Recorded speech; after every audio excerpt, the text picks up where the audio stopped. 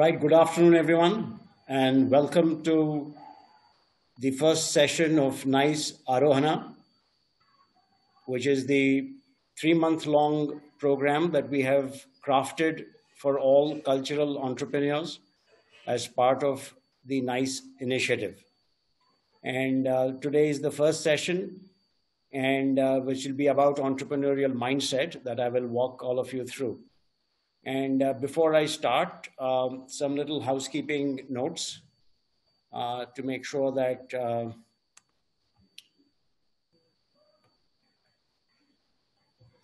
so during the presentation, all participants will be muted. There will be time for Q&A at the end. And if you notice, there's a small Q&A box at the bottom of the screen. You can post your questions there. It's right next to the participants icon. You can post your questions there and I will respond. Keep your questions brief, stick to a specific question that you may want to ask. If you believe the questions have not been answered appropriately or you have further questions to ask, please drop an email to namaste@niceorg.in. We will also have a feedback email that will go out to all of you. And we will make sure you receive some access to content, which is being provided thanks to Wadhwani Foundation. And those who attend at least 75% of the sessions of Aarohana will also receive a program attendance certificate. So you can send us your request by email and we will make sure that we send it to you. For any further information on Aarohana and NICE, you can visit our website, niceorg.in. And for those who are unable, for whatever reason, to use the Zoom link, you can watch the session live also on our Facebook page, which is facebook.com/niceorg.in. So now we've got the housekeeping tips in place. So welcome to the first session of Aarohana. And thank you all very much for registering. Thank you all very much for being part of this program, which we believe is the very first such session in the first such initiative in our country, a ecosystem that we are attempting to create for cultural entrepreneurs like yourselves, those who are interested in becoming entrepreneurs, as well as those who have already embarked on that journey. And it's a 3-month-long program. You have seen these sessions. You've seen the quality of the speakers that we have been lucky enough to be able to assemble. So that's a brief about it. And NICE, as you know, stands for Network of Indian Cultural Enterprises. Our objective is to be an ecosystem enabler to ensure the successful businesses are created in the cultural space in the 5 categories that we have. And we've got exciting programs lined up. We will have a business plan competition coming up soon, so please stay tuned, and a bunch of other initiatives. So once again, thank you all. And now let me jump straight into the session. So the entrepreneurial mindset, right? All of us are here, either we're interested in entrepreneurship or we are already entrepreneurs. So when you ask yourself entrepreneurial mindset, right? Who or what is an entrepreneur? And why on earth would you want to be one? Because the odds of success for an entrepreneur are pretty low. A lot of startups struggle, a lot of businesses don't make it, but still you want to be an entrepreneur, right? So that's the question that is very important for each one of us to know. And because just think about it this way, in any population, 1 to 2% of the population actually want to become entrepreneurs. The remaining 97, 98% essentially take up jobs. And so if you think about it, your odds are already very good because you're now competing only in a small pool of 1 to 2% of people who wish to become entrepreneurs, right? And then the question is, why would you want to be an entrepreneur? Is it for fame? Is it for fortune? Is it for freedom? That is, you don't want to work for anybody else. You want to be your own boss. So there are any number of reasons that you need to be answerable to only for yourself. There is no right answer. There is no wrong answer. There is no good answer. There is no bad answer. If it works for you, that is the right answer. But you need to ask yourself, why are you becoming the entrepreneur? An entrepreneur means what? And is it something that you do such that you are an income substitution entrepreneur? That is, if I'm working for somebody, I make some money. Now I don't want to work for somebody else. I do my own business and I make the same or equivalent amount of money. So that's an income substitution entrepreneurship, right? So do you want to be an income substitution kind of entrepreneur, or do you want to be a wealth creation entrepreneur? That is, let's say if you're earning 10 lakhs in a job, you say, you know what, I'm really bitten by the entrepreneur bug. I want to go out and create something big and nice and, hopefully create a lot of value. So instead of making 10 lakhs as income, now you go out and say, you know what, I think I can create 10 crores worth of value, right? So that's a wealth creation approach. Again, there's nothing right or wrong, good or bad, but it's important to understand that there's a difference between a hobby or a lifestyle versus one creating, something big and which has got scale and a lot of value. Because that's very intimately tied to the word entrepreneur itself. It comes from French, which is kind of ironic because they don't associate the French with a lot of entrepreneurial work. Entre means to enter, preneur means an undertaking.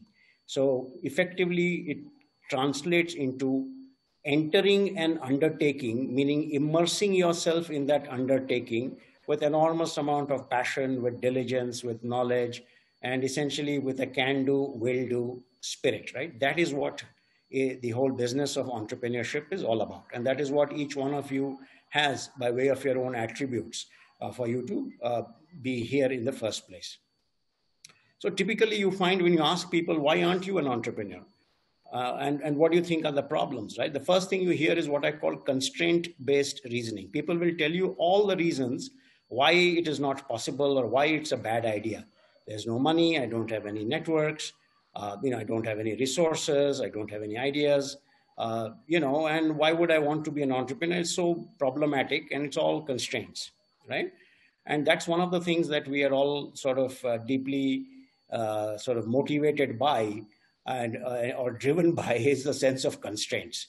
And I call this constraint-based reasoning. That is, I'll give you 100 reasons why something is not possible, right? But if you have an entrepreneurial mindset, there are no constraints. There are no constraints at all. You only have possibilities. Is it possible is the question you ask. For example, how many of us here have climbed Mount Everest? If I ask you, why haven't you climbed Mount Everest? Almost everybody will say, oh my God, it's so difficult, it's so tall, it's so high, I don't even know where it is, it's cold, I get vertigo if I climb beyond 2 stories, I don't have the equipment, I'm not physically fit, and with 150 reasons. But if I reverse that question, which is instead of the constraints, if I were to reverse the question and ask you, is it possible for you to climb Mount Everest? And the answer surely is yes, it is possible. If it is possible, that means it is doable. If it is doable, then what are the things I need to have with me to ensure that I'm able to do it? I need to know exactly where it is. I need to talk to other people who have gone on that journey. I need to know where base camp is. I need to know what are the different paths people have taken, what is the kind of equipment that is used, which time of the year is the best time to travel. I need to be physically fit, etc., right? So now your thinking changes from constraint to possibilities, and possibilities translates it into a series of activities that ensure that the possibilities become reality, right? That is exactly how entrepreneurs think. They don't think in terms of constraints. They think in terms of possibilities. If you look at this cartoon of Mickey Mouse, right? The famous Mickey Mouse done by Walt Disney. What was the question in Walt Disney's mind? He saw a mouse while he was on a train. And then he asked himself, it would be interesting if there was a talking mouse. Is it possible? That was the origin of the thinking that led to the creation of Mickey Mouse. Is it possible? What would happen if the mouse could speak? What would it speak about? What would its interests be? What kind of a lifestyle would the mouse have? Would I be able to see how it would live, right? In other words, personification of the mouse is what led to the creation of the Mickey Mouse. And he had a friend by the name of Ubaywork who actually sketched it out for him. So it is an imagination. Is it possible, right? That's the question. You see the flag there on the top right. That flag was a flag that was unfurled in 1930, January 26th, at the Lahore Convention. It's the first time that a flag of India was unfurled and a call for Purna Swaraj was given. At that point in time, 1929 December through January 1930, nobody knew how and when independence would be achieved for India. We did not know what form it would take and how it would transpire. But people got together and gave a call saying it is possible for us to be free. It is possible to imagine an India that is unfettered, and this flag is the symbol of our freedom, right? It was a first call, and that was a very energizing call that led to a huge number of people joining the freedom struggle and the battle, or the long journey thereafter for the next 17 years for India to become truly independent, right? So it is the sense of mission, it's the sense of possibility, it's a sense of imagination, and obviously there's enormous amount of willpower of the people who are part of it. Lower right, you see that light beam. That is a very, very, path-breaking event when Einstein asked himself, what would the world look like if I sat on a beam of light and traveled? Light, as you know, is the world's or the fastest object in the universe, right? 186,000 miles per second. Now, what would everything look like if I could travel at that speed, right? And that led to a bunch of other things. Now, the point being that it is the imagination that helps you achieve all of this. It is the willpower that translates that possibility into action. And that action becomes reality through the combination of imagination and willpower. And that is what entrepreneurial mindset, some of the attributes are. Obviously, it's not the comprehensive one, but it is something that define most entrepreneurs when they think of their business. This lady, is a path-breaking example, Shahnaz Hussain. She's 75 plus now, 75 years old plus now. A very fascinating tale. She got married at the age of 15, became a mother at the age of 16, became a widow shortly thereafter. She had 2 kids. Her son subsequently committed suicide. Very tragic circumstances. And her husband was several years older than her, so she accompanied him when he was working for State Trading Corporation, which was the export-import arm for the country, and was posted in Tehran. And that is where she was exposed to Ayurveda for the first time, believe it or not. She learned about Ayurveda and got trained in Tehran, Iran, okay, which is absolutely fantastic.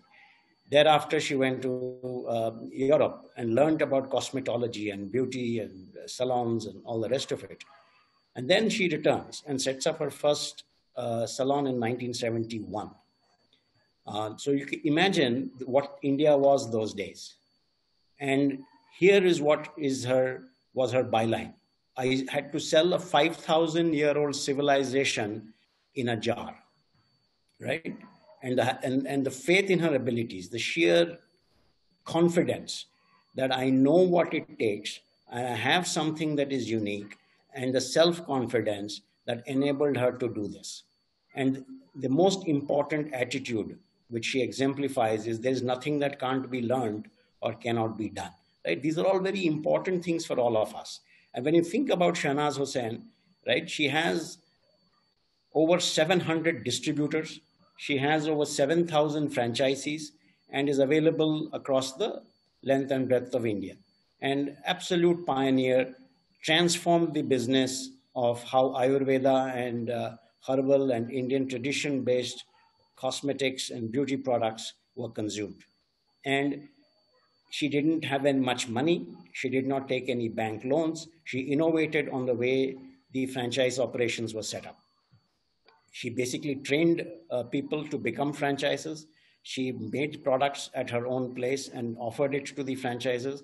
The franchisees sold the products. made money, and paid her a small royalty, right? So that was the model. So there was huge incentive for the franchisees to go ahead and sell the products and basically make money. So again, an entrepreneurial mindset, being innovative, driven by confidence that if I don't know something, I will learn it and I will figure out how to make my own path, right? Very interesting, very important lesson.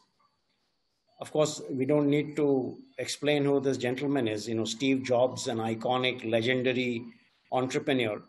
Just take a moment and read what he says in each one of these, right?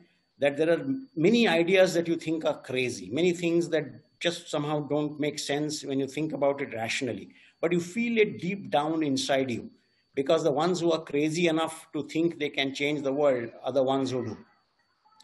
Never motivated by the love of money. He had said, I became a millionaire at the age of 21. I made 10 million by the time I was 25. I made 100 million by the time I was 26. But that was not the reason why I did what I did. I don't want to be known as the richest guy in the cemetery. I want to be known as the guy who changed the world, right? So, and the most important thing he says is don't live somebody else's life.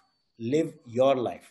Listen to what your inner desire is, your inner wishes, and that is what the entire business of entrepreneurship is all about. Having that clarity of thought, clarity of purpose, and he was hugely influenced by Indian thought and by Indian practices. He had come to India. He spent a lot of time here prior to his launch of Apple. He was a big follower of Baba Neem Karoli. And when he died, every person who attended the funeral received a copy of the book, autobiography of the yogi, of Yogi Paramahamsa. And he gave that because, these were the influences on his life. And it helped them essentially develop internal clarity, which got manifested in his external focus and drive. So again, learn to reflect, learn to think about why you're doing what you're doing, develop the clarity, and then make it and then execute. This guy, another absolutely fascinating story. At the age of 50 plus, he becomes, an entrepreneur. This is Ray Kroc, the guy who essentially built McDonald's. And he was a ice cream maker salesperson. So he would go around selling ice cream makers. That's what his job was. He would go to all the roadside diners that were cropping up in America, and he would sell them ice cream makers. And, just after the war, he found that, there was a problem because a lot of people, were not buying ice cream makers from him. His sales were dropping, and he wasn't sure what to do. But he noticed that there was one small operation in Southern California that was buying a lot of ice cream makers from him. So he goes there to understand what it is that they're doing. That small outlet was called McDonald's, and it was run by two brothers. So he goes there and he sees what they do. And he's very impressed with their focus on producing high quality burgers, with their focus on process. That is, every single burger had to be prepared precisely the same way. There was a set of steps that they had to be followed. And it was a most wonderful experience going there relative to all the other diners. So what he does is he joins them and he tells the brothers, you know what, I can help scale your business. And he goes and he starts the first franchise, the second franchise. And then he finds that the brothers don't have that kind of motivation or energy or desire to scale. So he says, you know what, let me buy you guys out and I will build this. So a series of negotiations, finally he decides, yes, this is something that is interesting. And they say, you know what, you want to go and make this a big thing, go ahead. We are a family-owned business. We're happy doing what we are. So what he does is he buys them out. He borrows money, he meets investors, and he buys the McDonald's brand. And the rest, as they say, is history. And he writes to Walt Disney. Ray Kroc used to be an ambulance driver in World War I. and he worked alongside Walt Disney in World War I. So they were kind of colleagues in the ambulance driving business. Just imagine, he writes to him and says, you know what, you're going to be launching Disney World. I have McDonald's. How about you offer McDonald's a space in Disney World so that, you know, all your visitors to the parks can enjoy McDonald's burgers, right? We don't, and then of course, you know, there were stories of how it was accepted, how it was not accepted, et cetera, et cetera. But the point being, you build or you develop relationships, you cultivate them, you reach out to them, and you find that thinking big is one of the great lessons of Ray Kroc. It is the world's largest restaurant chain today. You know, he standardized processes. He made sure that there was uniformity, that a McDonald's burger would taste the same independent of where you bought it. He made sure that there were well-documented processes. There's a University of Hamburgology outside of Chicago where how to make a hamburger is detailed, the precise kinds of ingredients, the amount of time it would take to produce one. Every single element was documented almost as if it was an industrial process, right? And absolutely phenomenal. I mean, the quality standards, the cleanliness standards, he made sure that no cigarettes were allowed inside. So it made it a very safe and a happy place for people to come, which is what the logo and of everything of McDonald's is. And he's a guy who clearly didn't believe in luck, right? So he says the more you sweat, the luckier you get, which is very similar to what Howard Schultz or everybody else says, right? So it's very important to understand these things, that what people go through before they become successful. That journey is what the journey of the entrepreneur is. And it is absolutely fascinating to see each one of these. This guy is another fascinating story, right? Comes from a very poor Jewish family. His father was a truck driver. He was a salesperson for a Swedish company. His job was to sell coffee machines, right? He would sell coffee machines to all the cafes and others who would use the machines to make coffee. And what he did was, his name is Howard Schultz. He's the man behind Starbucks. One day he walks into Starbucks in Seattle. And what was he doing there? He was selling them paper, plastic cone filters. You know, when in the coffee machine, you put a filter so that the coffee liquid percolates, right? So that's what he was doing. He was going and offering to sell it to them. He saw that these guys had a series of teas that they were selling, exotic teas. They were selling spices, and they were selling whole bean coffee. And he liked what he saw. And he says, I don't want to be in the coffee machine making business or the sales business of that. I want to be further downstream where the result of that coffee machine is seen, which is essentially in the making of coffee. So he joins them, right? And then on one of the trips, he goes to Italy, which is, you know, in the Western world, the home of coffee. He goes to Milan. And he sees an entirely new world, a world where people are sitting by the roadside cafes, sipping a cup of coffee and watching the world go by. An absolutely delightful sight, according to Howard Schultz, of a lifestyle, of an experience, of a way of living. So he comes back to the US and he proposes to Starbucks the same idea, saying, you know what, we've been selling all these spices and teas and whole bean coffee. Let's start selling espresso coffees with a lifestyle theme around it. So he was laughed out. And they said, look, this is not something that we want to do. And, you know, we are happy with our exotic leaf teas and everything else. So what he does is he goes and starts talking to investors. He tells these guys, look, I'm planning to get you guys out. I want to buy you out. And because I want to build this business. They say, sorry, not going to happen. So he goes and talks to over 200 investors. He gets rejected. None of them seems to appreciate his vision. Then he goes out and he borrows money. Whom does he borrow money from? He borrows money from the founders of Starbucks, the persons that he's negotiating with, and tells them, look, I'm going to start a coffee shop called Il Giornale. Il Giornale is the name of the newspaper in Milan, in Italy. So he names his coffee shop Il Giornale and he starts. Now he borrows money from them. Now that starts doing well. And then, the Starbucks founder sees that this guy has got something in him and he's able to scale and attract customers. So then they say, okay, make us an offer we can't refuse. So then he goes out, raises money again, and he buys them out.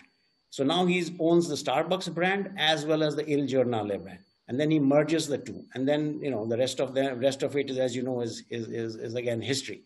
So like he says, a lot of things that we ascribe to luck is just not luck at all. You see an opportunity, you seize that moment, you see something that others don't. And that is what is your vision. So I've written the transplantation. What does transplantation mean? It's the same as cross-pollination. You see something in one business, that idea occurs to you, and to modify it and use it in another business, right? That is what transplantation is. So today, let's say your business is in the home decor business. You may say, you know what, there is no need for me to attend the food and beverage session. Or I'm in food and beverage, there's no need for me to attend the fashion and accessories business, right? But the important thing is when you attend the business, you get new ideas, new thoughts, and you start meeting people, hearing other stories, and then you say, you know what, maybe I can use some of this in my own business, right? And that is what is the whole idea of seeding new ways of thinking, new ways of doing. And that is what the whole business of transplantation is. So this guy is an example of how he went around, how he sees things. And the entire story of Starbucks is exactly the same about the cross-pollination of ideas and themes, right? And it's a very important attribute for entrepreneurs to keep in mind. This gentleman, another legend, Dr. Varghese Kurian, when we say Amul, he's a gentleman we should all thank very, very dearly. Absolutely fascinating tale. He studied in Bangalore, and thereafter, he was here at the National Dairy Research Institute, and then he went on a dairy scholarship to the US. Though originally a student of physics and mechanical engineering, trained here at the National Dairy Research Institute, goes to the US on a dairy scholarship. And guess what? He doesn't study dairy engineering. He studies nuclear physics and metallurgy, comes back, and then he doesn't want to work for the government because it was a government scholarship. So somebody tells him that, look, why don't you go to Gujarat, to this place called Anand? They need some help with some machines, dairy machines. And there was a small cooperative there, started by a person called Tribhuvan Das Patel, who essentially is the mentor of Dr. Kurian. And so here is a person, foreign returned, comes from a very from an upper class family, doesn't know much of Gujarati, or Hindi, let alone Gujarati, lands up in Anand, meets Tribhuvan Das Patel, unbelievably impressed by what Tribhuvan Das Patel's vision is. Tribhuvan Das Patel sees what kind of a person Varghese Kurian is, takes him under his wing, living in a village far removed from, what Bombay, as it was then called, was. And then what transformation is brought about by Dr. Kurian? Those days, India was a milk deficient country. Today, we are the world's largest producer of milk. We are a milk surplus country. And as a milk deficient country, we were dependent on multiple countries to offer us their products. Most of them refused. They said, we are not going to be able to teach you, quote unquote, natives on how to make dairy products or how to make condensed milk, how to make milk powder. And he goes to Denmark, and there he's told that, you guys have buffalo milk. Our machines are designed for cow milk.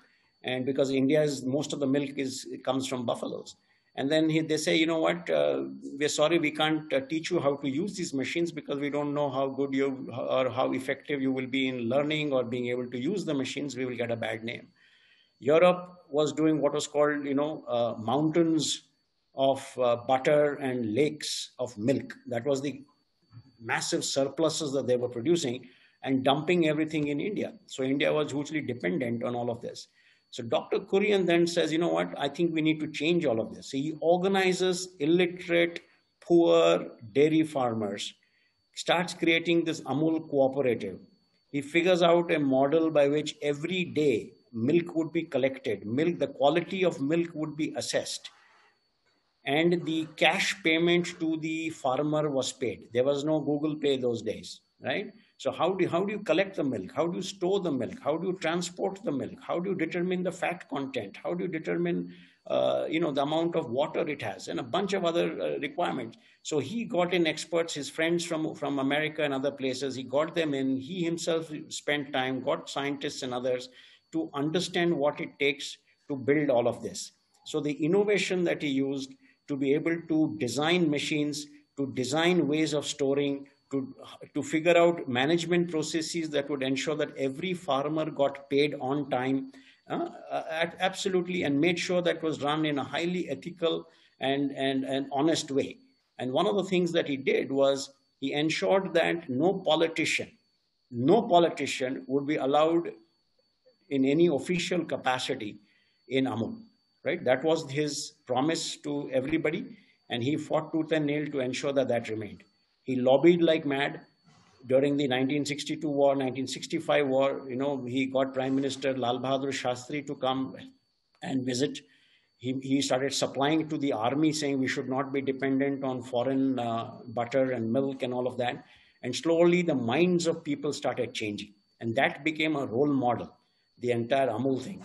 Then back in 1979, 1980, he set up IRMA, the Institute of Rural Management in Anand, right, which is the #1 place in India today for rural management, so that he would get the right kind of management graduates to help him. And then, of course, that became the role model, the Amul example. Right? We have Operation Flood, we've got Mother Dairy, there was Dhara, there is Safal. So all of these came out of the innovation in process, innovation in technology, innovation in the ways of thinking that this great man, Dr. Kurian, brought about. So lots and lots of lessons, like he says, be curious, look for the king, study, search, practice. Right? There's nothing new here, but you have to understand that in spite of all kinds of challenges, right? These are the kinds of lessons that we need to imbibe. This person, I'm sure all of you know who he is. He was a 48-year-old NRI who comes to India in 1920, just after World War I. He was used to dressing in suits, changed his entire outfit, Mohandas Karamchand Gandhi. And in the days before there was social media, in the days before there was propaganda of all kinds that takes place now, he, through the sheer courage of his conviction, one can agree, one can disagree, leave aside the politics of it all, but the sheer integrity of purpose, the courage of his convictions ensured that he became like a natural leader, because people trusted him, people felt that this is something, he's a man that can be followed. His name as Mahatma was given to him by Rabindranath Tagore. He was called Father of the Nation by Subhash Chandra Bose. And then unbelievable force of personality, right? Leadership. And everything was done by managing the people around him through the courage of his conviction. And this famous statement of his, first they ignore you, then they laugh at you, then they fight you, then you win. And you must be the change you wish to see in the world, right? And it's very, very important that leaders demonstrate the courage to be able to walk the talk, right? All of us can talk the talk and say all the nice things. But when hurdles and obstacles emerge, do we have the courage to actually walk the talk? Doesn't matter who agrees with us, doesn't matter who disagrees with us. So naturally, this question will arise, therefore. I've heard all of these nice things. All of this sounds great. Managing people, we have to have the focus. We need to have scale. We need to have teamwork. We need to have leadership. We need to have drive. We need to have purpose, all of that. But I've just started. This is my first venture. Not even my first venture. I'm contemplating a venture. I've done something for the past 4 years or 5 years. And there is enough and more problems on hand. So how can I do this? All of this sounds nice. It's good things to read on WhatsApp and forward messages. But how can I do this? How can I do this, right? And here is the answer. This lady, and I want you to read about the story. Her name is Subhashini Mistry. Her husband died when he was in his early 20s. He was a construction site. He was a contract laborer. She suddenly lost her husband, the sole breadwinner of her family. This is in Bengal. She had 4 kids, uneducated, zero money. Husband died because there was no hospital in that village. She makes a vow to herself that I will build a hospital in my village that will treat people so that they do not go through what I did. So then, for the next 20 years, she works as a vegetable seller. She works as a housemaid. She works as a bricklayer. Every possible job that you can imagine ever, she has done. 4 children. 2 of them she gives up for adoption. One of them she puts through into government school, subsequently government college to become a doctor, a licensed medical practitioner. Another person, kind of is just there. And then at the end of 20 years of doing all of this, she saves 1 lakh of rupees in 20 years. She goes back to that village. She had left the village. She was doing all this work in Calcutta because that was the only economic destination. She goes to the village, falls at the feet of people saying, look, if you have any land to sell, I'm willing to pay. I have only 1 lakh of rupees. Finally, she meets a landlord who has some spare land, and he sells her the land for 1 lakh of rupees. So she creates a small thatched outfit. Meanwhile, her elder son has passed his medical exam and joins his mother. Then he starts treating people for 5 rupees. Then she starts going to all the villagers, the local corporators, the local politicians, and telling them, look, I need some money, I need something in kind. And slowly over time, over the next 5, 7, 10 years, she collects money and she gets several lakhs of rupees and builds her first pakka building. And then seeing that, media coverage happens, raises the next floor. And what you see on the right-hand side picture is what that hospital looks like today. It's called the Humanity Hospital. She won the Padma Shri a few years ago, right? So when you ask yourself, I have so many constraints. How can I do some things? How can I be an entrepreneur? How can I build a solid cultural business? Take a look at all of these pictures and ask yourself, is my condition worse off than any of theirs? If they can do it, why can't I do it? I'm in a significantly better place, right? It all comes down from your inner strength. So entrepreneur sounds eerily like antaprerna, which is the call from within, right? The prerna, the inspiration that you get from within yourself, right? It is that which drives you. It is that makes things happen. So it's very important that you understand all these attributes. Unless you feel it within, it's very hard to become a very successful entrepreneur, right? And I urge you to please ponder over these things, because that is what the true entrepreneurial mindset is all about. And it's best exemplified by this wonderful set of lines from the Brihadaranyaka Upanishads, which I've used so often in my own life, is that you are what your deep driving desire is. As is your desire, so is your will. As is your will, so is your deed. As is your deed, so is your destiny, right? In other words, everything is in your hands. Your destiny comes from what you do. What you do comes from your willpower. What your willpower is a function of how deep, how strong, how powerful your own desire is. Remember, earlier on, we looked at imagination and willpower. Your deep driving desire will ensure that your willpower will drive you towards action, and that action helps you achieve your goals. So when you go ahead and climb your Mount Everest and ask yourself, do I have that deep driving desire to make that possibility into a reality? Right? Your answer is right here. Okay. So thank you. So that is what I would stop my presentation now. And I would just say namaste to all of you. Thank you for this opportunity to talk to you about this entrepreneurial mindset. And if you have any questions, please drop it in, email us. We have questions now that we'll have some time for.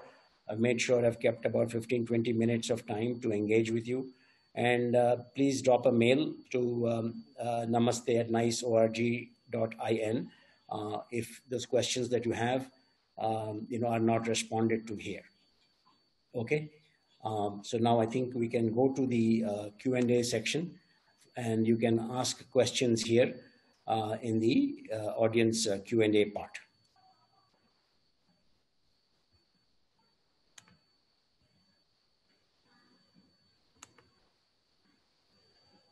So there is one question that's come in.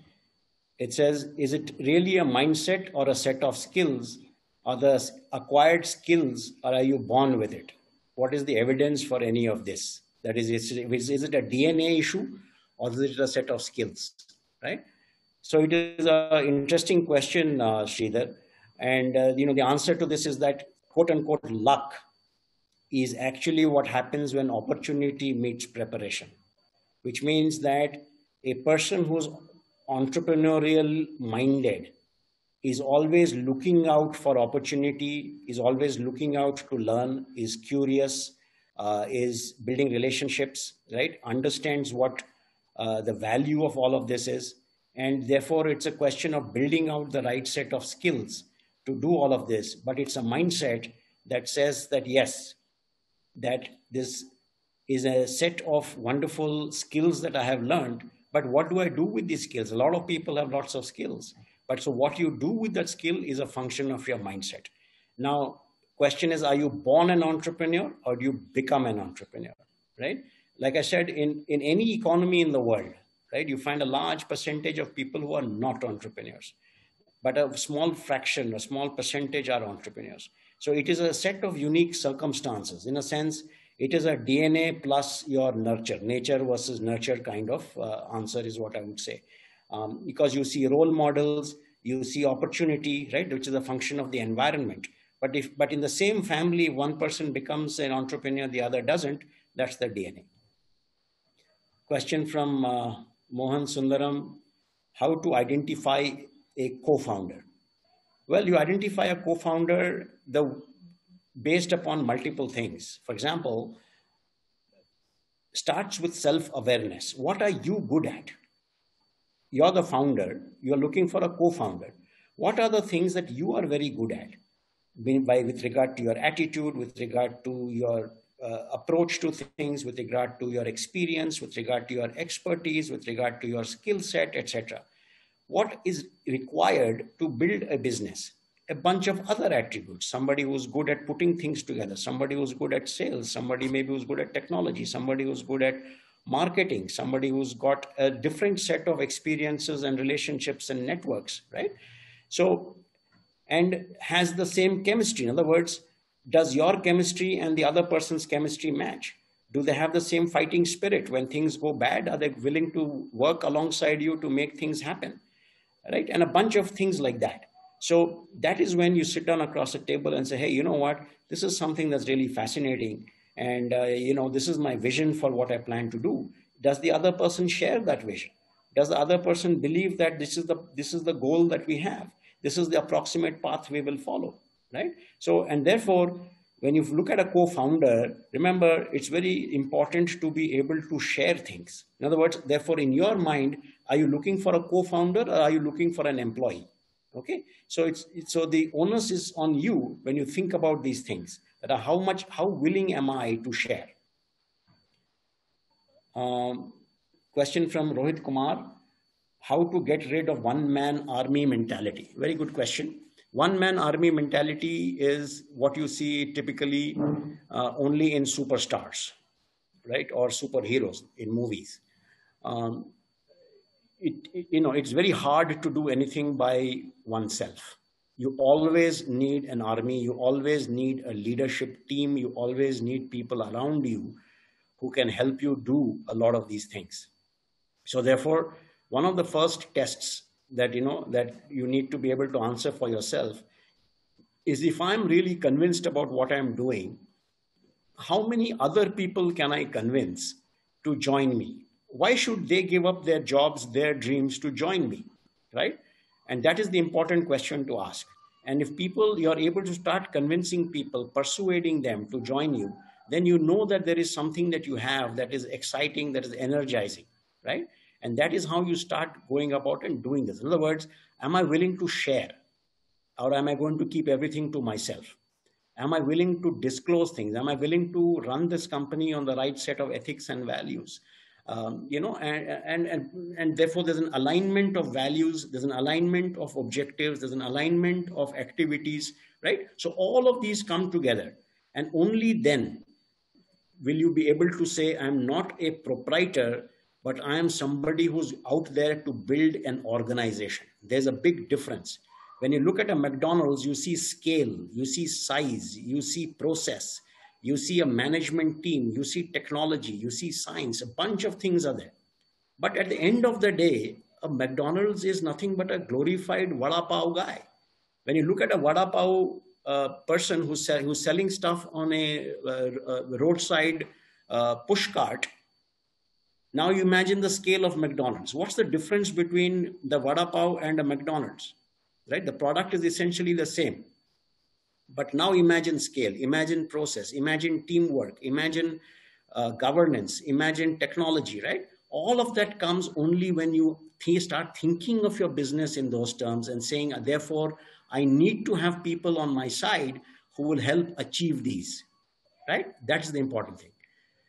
Question then is from Shiju Krishnan. How can I find an experienced mentor who's gone through all of these experiences? Yeah, so this is one of the things that Aarohana and NICE will do. Do write into us. We have plans of being able to match mentors to entrepreneurs over the next few months.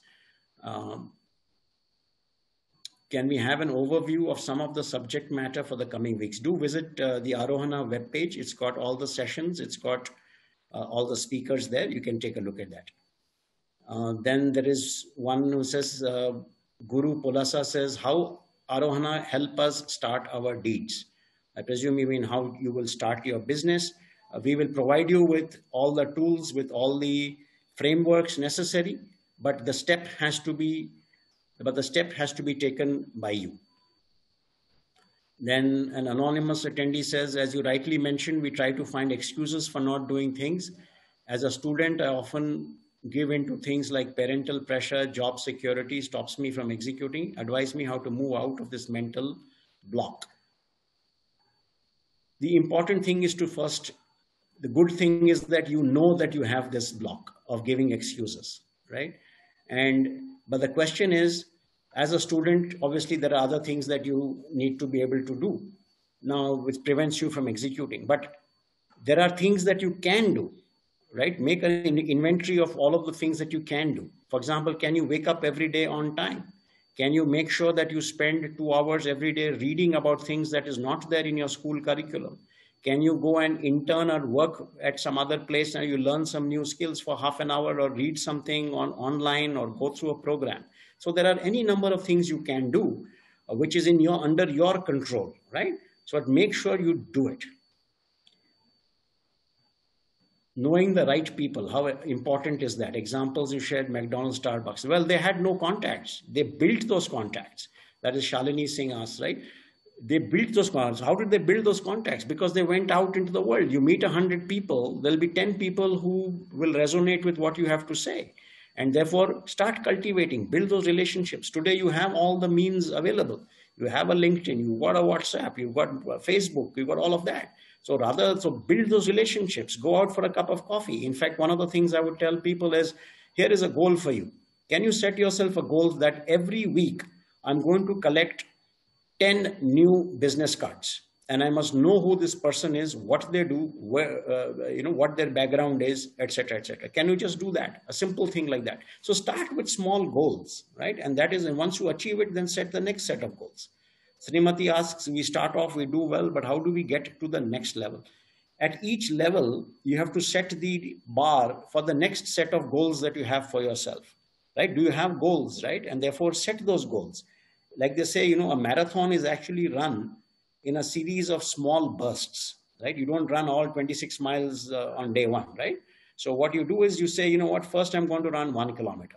Then I'm going to run 5 kilometers, right? So at each level, there's a separate level of training, separate level of nutrition, separate level of strength training, flexibility, and all of those things. So you have to be able to understand what it takes. Now, how do you understand that? By talking to people around you, building out your networks. So remember, you can never, ever be an entrepreneur if you don't go out and meet people, encounter the real world, learn from experiences, learn from the experiences of others, right? That is what it takes. And then you put all of it together in your mind and say, okay, this person said that, that person said this is the experience. I watched this YouTube video, I read this. How can I use it? Because you know yourself best, right? So the next question is from Amtul Ali Lubna. Asks, in spite of the right mindset and skill set, why do you think few entrepreneurs fail? Well, actually, a lot of entrepreneurs fail, but the important thing is not in failing. The important thing is getting back up and pursuing your dream again. That is the mindset and skill, right?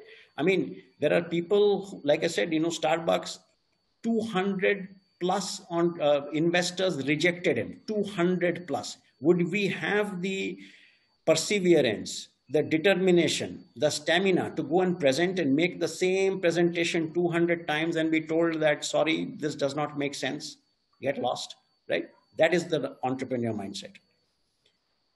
Question from Sai Shashidhar Shivalanka. How can we combine spiritual, emotional, and intellectual quotients equally in entrepreneurial journeys? Okay.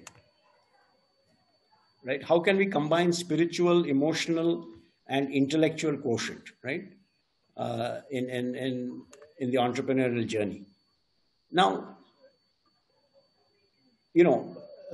a human is not an island. A human is actually a combination of all of this plus, experiences, right?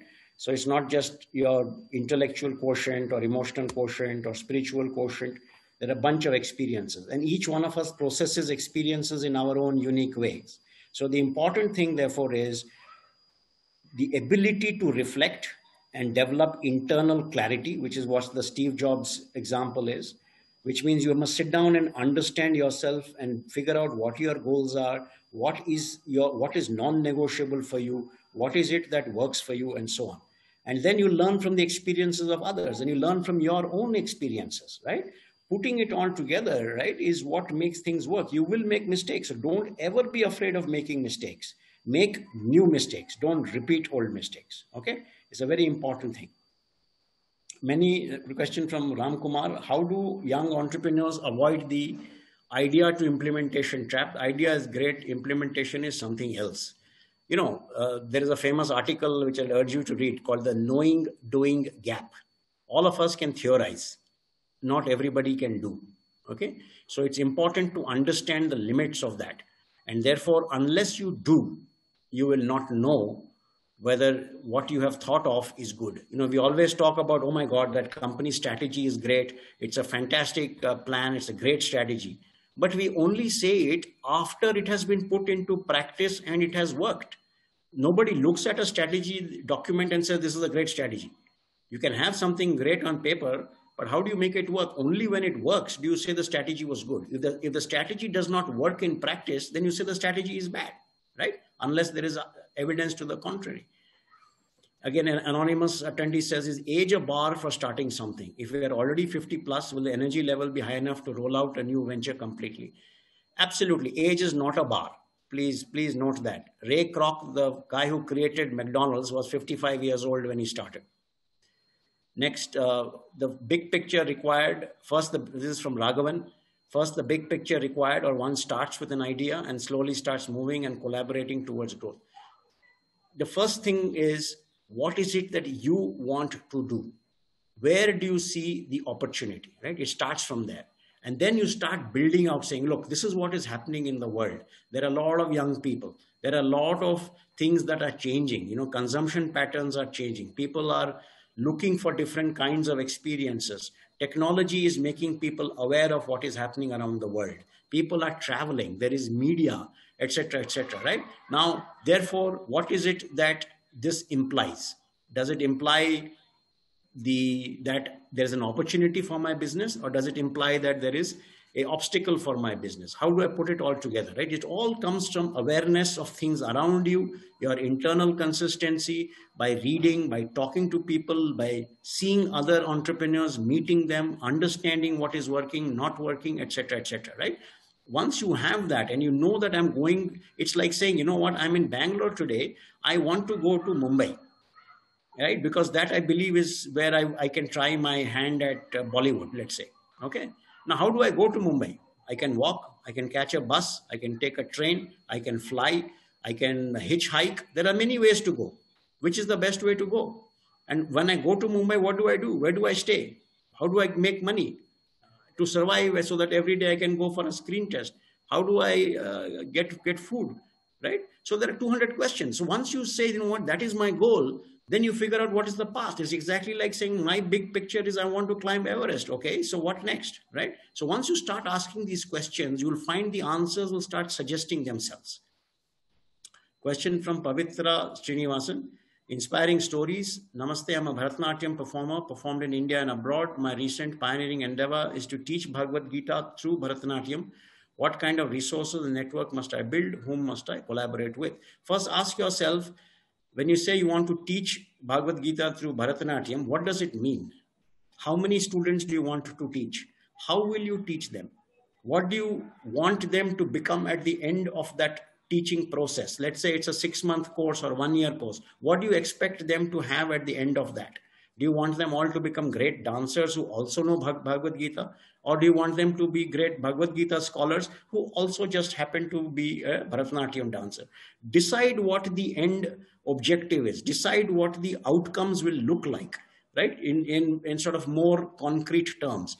Then the path starts suggesting itself. Again, like I said before, there is no right or wrong, good or bad. No path is bad, no path is good, as long as you start making progress towards your goal. Okay, that is the important thing to internalize. A question that's come in, I think, from Facebook.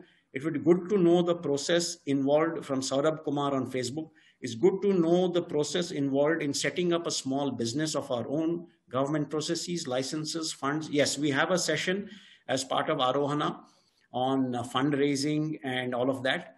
So there will be a session on this. So please do attend that. Please look at the session details. You will find a session, I believe, by Vinod Kalkotwar, where some of this will be covered. Okay. Let me respond to someone who I have not responded to. Totana Gowda Patil, how to balance between inner voice and life and environmental demands? Well, I think the answer you have to provide. There is no formula for this that says, if you do this, that will happen. You have to find that inner voice that is strong enough that will make you do stuff, right? Always focus on being a karma yogi. It is the action that determines the fruit, okay? It is the deed that makes things happen, right? So don't over-process things. Question from Jhelam Dalvi, how do you really know whether what you're pursuing is what you're really made for? You will never know unless you actually do it, right? You'll never know if you're, about swimming if you don't jump into the water. You can read all the books you want, you can watch all the videos you want, but unless you get into it and you start doing it, you will not know whether you're good or bad or actually or fantastic at it, right? So therefore, don't be afraid of trying many things, because all of them in the aggregate will come back and help you. Okay, because everything that you learn, every experience that you have is only going to be positive. Okay, and take up things that you have not done before. Get out of your comfort zone. Do things that you don't know anything about. Step up and say, yes, I want to do this. Don't worry, you will fail. Well and good. Learn from those mistakes. Next time you do it, you will do it better. That should be your approach. Anonymous asks, how do I know when I'm ready to start my journey? Believe me, you will know. There are a lot of people who say, let me turn 40 years old. I'd have saved enough money. I'd have paid off my EMIs, etc., etc. And then I think I will become an entrepreneur. You can be really sure that those people can be anything, but they are not going to be entrepreneurs. An entrepreneur does not do what is called a deferred life. You don't defer your life as an entrepreneur just so that you can do something else, right? So be very conscious of that. Charu Bhandari asks, I'm an individual contributor in my small business. I wanted to ask a basic question. What's the difference between an entrepreneur and a general shopkeeper? Like I said, a shopkeeper, most people take up jobs or do a small business because they don't have choices, right? Does a general shopkeeper have a choice? Do they want to do anything else? Do they have the skills to do anything else? Do they have the competencies to do anything else? Do they have the vision to do something else? Many shopkeepers have gone on to set up a chain of shops, for example, right? Start off with one shop, and then suddenly in 10 years' time, you find this person owns 20 shops. I mean, I know many people who are taxi drivers who now run their own fleet of taxis. How did that happen? Because in their minds, they were thinking scale. They were thinking like a McDonald's. They were not thinking like the vada pav guy who's selling one set of vada pav on the push cart. Nothing wrong with that. But the question is, it takes a different kind of a person to say, why should I be selling only vada pav on one push cart? Why can't I have 20 carts? Why can't I have 100 carts, right? And therefore, what is it I need to do to be able to make it happen? Remember, all battles start in the mind. Okay, very, very important. Ajay Agarwal says, what should I look into to decide whether I should join another founder member who's already running their business since the last 3 to 5 years? Well, first of all, the question is, do you like hanging out with these founder members? In other words, is the chemistry right? Do you feel a certain warmth, a kinship, a comfort by hanging out with this person? What they do, is it something you also want to do? In other words, as an end objective, as a business, right? These are the two fundamental things. And then when comes questions about, what exactly will you do? How will you do all of those things? There's a saying that I have in that startup mantras, if the chemistry is not right, the arithmetic never works. Okay, so please focus on that as well. Then Bhavna asks, how can we break away from the grip of fear of the unknown, hence seemingly complicated areas involved? The fear of the unknown comes largely from a fear of failing. Okay, a fear of failing. I do not know what is out there, the uncertainty, which is what you're calling unknown. But life is itself. So the ability to conquer your fear by taking your first steps is the most important thing. Right? And that comes from reflection, understanding of what it is that you want to do. How strong is that inner urge that you have? Then Tyakarajan asks, what's the importance of a mentor? I think it's very, very important to have the right mentor to help you think through what it is that you want to do, and to be the right counsel, the right shoulders, and the sounding board for you in times of stress. Anita Rego says, what's the balance of the idea and the idea based on evidence? Apps are an idea. Everybody has ideas, right? There's no shortage of ideas, particularly in a country like ours, where everybody has ideas on how to solve the problems, how to run the country, right? There's no shortage. The problem is, how do you do it? Do you have a plan that can be put into action, that can be executed, that shows results, right? That is where the real thinking comes, because all of us can come up with stuff in the air. Ramaswamy Narayanan says there was an underlying example in each that a problem was being solved. How important is the magnitude of the problem being solved to be a motivation? It depends on you. There need not be a problem. It could be an opportunity that you want to take. In the case of Starbucks, there was no problem. Life was going on well. There was no need to introduce Italian style coffee culture in America. It's not like Americans were breaking down doors saying, I want Italian style coffee culture. The opportunity was spotted by Howard Schultz, and that is how the Starbucks culture came. So today, when you go to a Starbucks, you're not buying coffee. You're paying for the experience of sitting in Starbucks and feeling cool about life, right? That is the experience. That is what is being sold. It is like Apple products, right? When you buy Apple, the phone is a phone is a phone, but you get a feeling of coolness. You get a feeling of being part of something larger than just a piece of plastic and electronics and metal, right? That is what it is. Rajiv Nath Vishwanath. Rajiv Nath Vishwanathan. What's the motivation mindset behind starting NICE as well as for the community? If you read about our story of how we came, how NICE started, NICE came about when Harikaran Vadlamani was essentially mulling over this idea about creating economic heft from our cultural assets, and how do you build soft power? How do you build brand India? Around the time a few years ago, he and I touched base. We had a similar set of ideas about how do we use soft power of India, all the cultural assets that India has, to build a brand for India.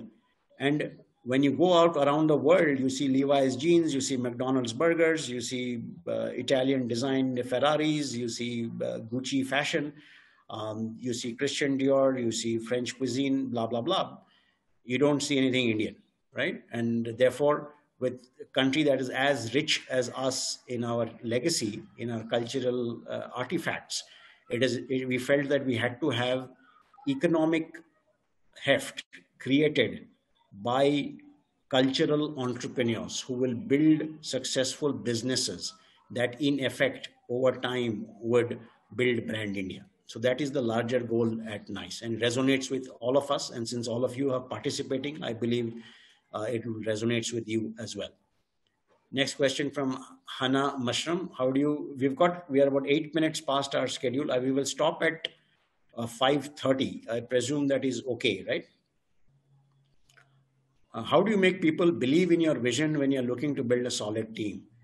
Right? You don't make people believe in your vision, right? The vision has to be powerful enough. You have to articulate it powerfully enough that people must feel inspired to join you, right? That is important. You can't say, I have a great vision, therefore people should join. No, it is your job to convince people. In other words, do you believe in it strongly? Are you able to passionately and with great amount of rigor and vigor explain it to others, right? That is important. Let me answer question. Somebody says, what does Aarohana mean? Aarohana means ascent, the process of climbing, the climb. Amit Godse says, if you have a startup, how to decide to quit the idea if it is not working or struggling? You will know, because there's a thin line between being obstinate and being able to listen to the market, right? There's a signals. If your customers are telling you something they're not buying, either there's a problem with the product or there's a problem with you. Right? You have to figure out where the problem is. Deepa Subramaniam says, how do we ensure vision is sustained while scaling up? That's the job of the leader. Make sure that the vision always remains alive and something people can relate to. Rajiv Vasudevan, thanks for engaging, thought-provoking talk. Would you like to comment on small is beautiful versus scale as that which drives the entrepreneurial mindset, specifically in the cultural entrepreneur? Are the two mutually exclusive? Do share your thoughts. Well, one can have scale through a series of small clusters, right? I can have, let's say, 500 self-help groups, but in the aggregate, I'm able to deliver something big. I can have 500 small hospitals, each with, let's say, 10 beds, but in the aggregate, they're delivering something great. I can have 500 yoga studios, each small, but in the aggregate doing big. What is important? The scale is not in the per unit size. The scale is in the vision. The scale is in the execution of that, right? So lots of small things taken together in the sum can be something very big. Or I can have a massive organization by itself. There are two different paths. Again, no right or wrong, good or bad, depends on the business, depends on the process you follow. Then Akram Khan says, I always thought we can build a company with less money. We only need to have commitment and work. In a traditional way, if somebody wants to start a business, they need money. But I think in modern, but in the modern era, we need to have an idea, idea generates money. So my question is, do you believe that ideas and commitment is more important than money? Absolutely more. It's ideas, it's commitment, it is the team. Never ever forget that. The team is critical. Okay. People back people. Nobody funds an idea just because there's an idea that is there in a newspaper, right? They back the person who is the vehicle for that idea. Okay. So the quality of that person, the quality of the people around that person, etc., are important. How do you know the right path in terms of funding? Please attend one of our sessions on funding, which will happen. That will explain this to you. Reshma Chatterjee, what is that one attribute that can make you distinctive when there are a number of players in the field? Please attend the sessions on marketing, branding, positioning. That will help answer that. Ashok Reddy says, this is Ashok. Can you explain the program in more depth? What would we take away at the end of the program? What is the level of the program? Thinking, startup, good. Okay, so I don't want to repeat this in the interest of time. Please take a look at all the sessions. It's there on the website. It's there on the Aarohana page. It's got all the details. If you have questions, please drop in an email. We'll answer that. Veena Sridhar says, we have multiple skills. How do I identify this is my passionate thing? Now, what you identify as passionate, only you can decide, and it comes from within. So please spend time with yourself to ask yourself, why am I doing what I'm doing? Why do I want to do what I'm doing? If I was not doing this, what else would I do? And questions of that kind. How do you handle people when they act pricey in the team? We have sessions on HR. We can handle that at that point. Please take a look at the session list. How long should an entrepreneur wait for his or her business to get established? For wellness in connection with hospitality, can you narrate one of the successful characters like we run through today? Now, wellness with hospitals, etc. We have Rajiv Vasudevan, who is one of our industry expert council members, who runs a chain of Ayurvedic hospitals, right? So, if you're interested, you have specific questions, do write to namaste@niceorg.in. We will be happy to forward it to him and get his response. Ramakrishnan Sitaraman says, how do you survey potential customer demand before you start a company when you can't afford a professional market survey? In many cases, you don't need a market survey. We will be answering that in the next session as well. Please do attend. It's about understanding markets, customer segments, consumer insights, and all of that. Question from Bhavik Shah, I think my second last question that I will take. So many popular entrepreneurial ventures are focusing on wealth creation. They fail to break even. What about building and getting acquired? Are sellouts necessary? Again, like I said, it all depends on the entrepreneur. If they will sell when they think it's the right time. Investors will pay money when they believe it's the right value and at the right time. Sonil Rao, is there a cultural baggage in being an entrepreneur in India as compared to, say, China? I think all baggages are in our minds, right? If we decide to shed the baggage, the world will also shed the baggage. If we are inhibited about our own culture and talking about it, others will also treat us accordingly.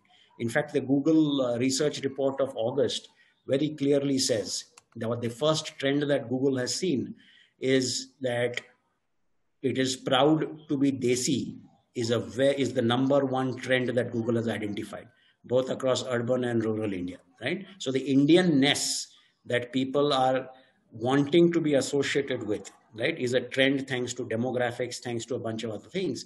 So it's important for us to be confident, right? One of the attributes I talked about was courage and confidence, right? If we are not confident and courageous about what we have, then, why should somebody else care for it?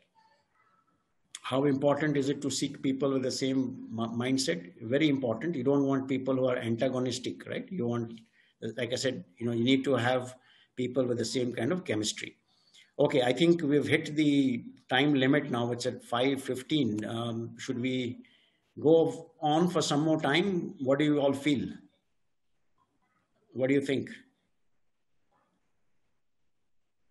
Because there are quite a few more questions that are there. In fact, lots of questions actually. Now let me do one thing. Let me just answer a couple of questions more. Sanjay, in my 27 years of professional career, 3 times I've tried to be an entrepreneur and failed for various reasons, not fundamental to the business. Would you say entrepreneurs are born and I should not try any further? I'll never ever say that. In your 27 years, you say you have failed 3 times, but you have also learned many things that you should not repeat, right? It is like that famous example of Thomas Alva Edison, who tried 1,000 different materials for the filament of his electric bulb, till he finally said, we will use tungsten. Somebody asked him, why were you trying all of this when you knew that tungsten has the highest melting point? He said, now I know 999 things that don't work. Okay. So it is that approach. It's that mindset. So don't ever say just because something has failed. Maybe you didn't have the right team. Maybe it was the wrong time. Maybe it was the wrong market, the wrong customer segment, right? There are any number of reasons. How to handle, I think Saina says, how to handle self-doubt and fear of failure. Nandini Anand says, bootstrapping a bad idea. We'll get to funding related questions later on. Because in the program there are questions, there are sessions on funding and all of that. Market research, we talked about. We always hear of McDonald's and Staples are starting late. Do we have examples from India? There are lots of examples, Dipankar Khasnavis, of people who start businesses late. I can give an example of a company called Insta Health that I was part of. The CEO was in his 50s when he started and had a very successful exit as well. Saina Jain talks about spurts of energy. Then Mamta Jain says, again, asks a question about age and all of it, like the concept of Aarohana. My need will be met with Aarohana. I said, what you take out of Aarohana is up to you. Because we are catering to the broad base of cultural entrepreneurs. I would only encourage everybody to participate wholeheartedly, network, ask questions, seek answers. It's not that everything will be, will be available or, will be spoon-fed, right? That means that is, you're not an entrepreneur. Keep pushing people, asking questions, learning, set up meetings. You should be able to do that. Then Ruchita Shah talks about yoga business, all of it. Just if there are specific questions if other things that are interesting, we will answer those. Else we can do it on email. Karthikeya Jain, Archana Devantika. How do I scale up, etc. We will have sessions on scaling up. What happens if you're a single founder? Nothing happens. Single founders, you don't have anybody to bounce off your idea with. You don't have people who challenge you. You don't have people to pick up the slack. There are a bunch of challenges when you're a single entrepreneur. Jaiprakash Naga Praveen says, I'm an Indian entrepreneur from France. I congratulate the nice initiative. Thanks for sharing your experience and inspiring us. Time for action. I agree. It is time for action. Naina Padaki says, I'm a social entrepreneur for profit. I have hurdles with taking solutions to costs to involved in marketing is very high. How to balance it with any. We'll talk about it when we discuss business, discuss funding and teams and all that. Anonymous attendees, what role does political or cultural ideology play in starting a cultural business? It doesn't matter. What matters is your mindset, right? The mindset is important. Do I want to build a successful business in this space? Which means that when you say cultural ideology, means do you believe in what you're doing, right? That is the ideology. If you don't believe in it, then what's the point? Anjum Chaturvedi asks, what do you mean by cultural entrepreneurship? What's the criteria of culture? Please visit our website. We have a blog post there that talks about what is a cultural business. You will find the answer there. You said on Himanshu Tiwari, there is no armchair entrepreneur. I agree. Jayashree Charan, how to start with limited resources. Anonymous Manjulika Pramod, is entrepreneurship always about making profits or doing something for society? Well, entrepreneurship is about, if you don't make money, you're not helping society. You're draining society. Right? Only when you start making money can you afford to give back. Today, Azim Premji is able to give back because he has made money. Right? It's very hard to do something if you're not generating money. So your focus must, because it's only when, and what does making money mean? That there is somebody outside of yourself who's willing to pay you money for what you have to offer. Right? And therefore, it shows that what you're doing has value. Yeah, so I think that is kind of where I will stop today. Um, Speaker presentations, etc. I think Arunima has put up presentation will be put up on the LinkedIn group. You can also ask questions and network there. I think we've reached the absolute end time that we have with all the extensions I took the liberty of taking. So what remains of now is for me to thank you all very, very much for your active participation, your patient hearing, and for being part of NICE and Aarohana. I hope this was useful to you. It hopefully propelled you to think about your businesses, think about how to start, how to encounter problems and overcome them. And and we've got a channel open now, so let's keep the communication open, let's stay engaged, and let's make all of this a great success, because end of the day is all of us work together. That's the only time success happens, right? So think of all of this as a teamwork that we are going to make happen. All right, thank you all very much once again, and thanks to the entire tireless job done by the NICE team, my colleagues, and everybody else. I want to thank them very much for doing all of this so very, very well. And thanks to all the participants. Thank you. Namaste.